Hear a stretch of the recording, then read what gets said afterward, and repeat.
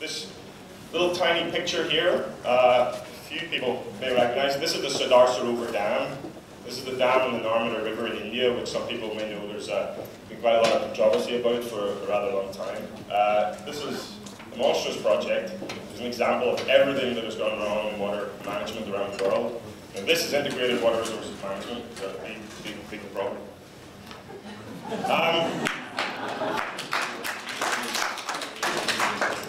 But now we have come to the age where the dominant sections are telling us, asking us to look at water as a good, a commodity, whether with the adjective social or economic.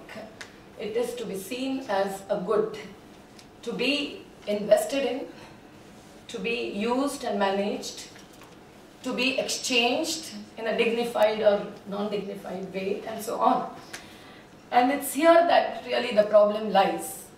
Because water which is freely endowed to us by the bountiful nature, that flows from the streams to rivers, tributaries to the major rivers, that comes to everyone with some kind of difference in quality and quantity, and still through a more equitable approach, that is the natural justice approach, than any other market and money-oriented approach seen in any aspect of their lives, is again becoming a target for business.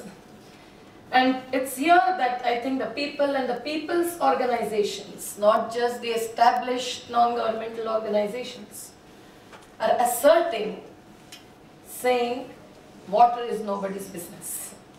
And water is no business. Water is life, everyone says so. Water is not for death, water is not for destruction, water is not for displacement. But how would that goal be achieved? It cannot come through the private investment. We have had conventions and conferences enough. But there are certain things which must be understood as implications of the so-called investment into the water sector and relatedly also the hydropower sector, to say the least. But with it comes the forestry and the infrastructure and so many sectors, which again becomes a part of that wider business target and agenda. The implications are very, very clear. First of all, when you talk of investments, what are the investments that really go into the water supply project? Let us see the possibility, whether it is so, of someone being locked in a room with hundreds and millions of dollars, yens, marks, whatever, guilders. Can you really produce any benefit in the form of any water or power? If you cannot, then that is not merely the investment that goes into the water supply, into irrigation or into hydropower generation. The land, water, everything of the natural resource base that the people contribute is more fundamental, more basic an investment which needs to be recognized. I do not see anywhere in this document or even in the NGO's notes a recognition of the fact that there is natural resource capital, to use the same word as a thorn to prick a thorn and nothing beyond that, and the investment that goes with it from the people who are living on natural resources, not living on the profits from natural resources, make a difference. You also see a number of other implications of the private sector coming in, which is what seems to be the agenda of the lending agencies, the export credit agencies, the bilateral and the multilateral both. And also, of course, the national business as much as the multinationals. The implication is that, first of all, the liberalization, the so-called liberalization. It is absolutely non-liberal for the people who might have the customary and the generations-old right to those resources. This liberalization only gives privileges, doesn't grant rights to people. And privileges only to those who have one kind of investment. Concessions of all kinds, changing rules, changing laws, which deteriorate the whole quality of planning, which distorts priorities. It will be prioritizing urban sectors, so-called desires, but couched in the need terminology as over the rural. It will give priority to the export-oriented agriculture, which means water-intensive irrigation and not to the rain-fed agriculture and so on. It will necessarily take away the same chunk of the water resource which is cried to be for being scarce for the hydropower, which is not necessarily a priority and so on. And it will mean then the forcible acquisition of resources through the mediocre assessment of the complex socio-economic political reality. They would claim rehabilitation, but they will not be able to achieve that. They will claim monitoring to regulation, all kinds of those attached agendas which really do not work and are not realized. They do not and cannot build capacities of the people's social units, and they cannot empower people. Because people live with a different world altogether. The majority of people in the developing countries, for example, do not just take them as so many millions, 400 millions facing water crisis.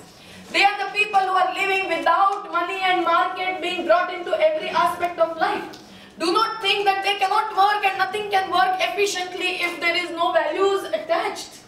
They do not live on subsidies. The subsidies are a result of the inequality in the economics and politics both.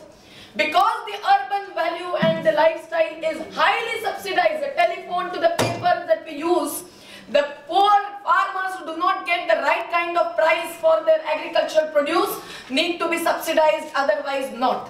And the demand is not managed, it is created. Take the targets in the case of Indian kind of situation. They have the higher and higher targets with the energy intensive technology presumed and the lifestyle, sort of put forth as a goal to be achieved in the form of development.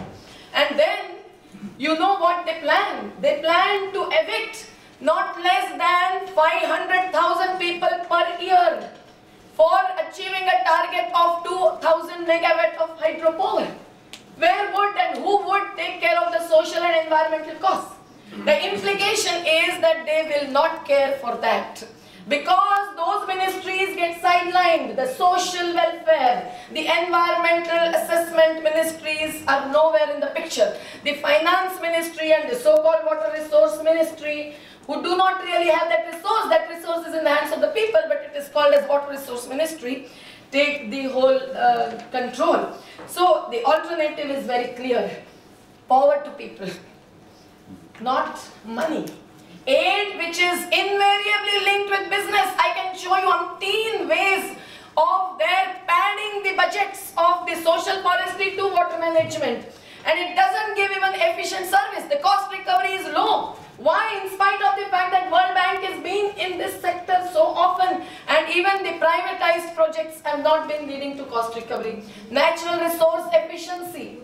Agricultural food production per hectare is much less in the case of the exogenous water supply which the privatized industry provides, compared to the self-controlled, self-reliant water supply which the people can work on. It's not enlisting participation but empowerment of people. We do not want anyone else to enlist participation. We have right not just to participate, right not just to know about their plans so that we are happy we have right to information. We have right to resources. The people have right to resources, people have right to decision making, and unless the power says that people would decide, it's only with this power to people that the water to people would ever reach. Thank you very much.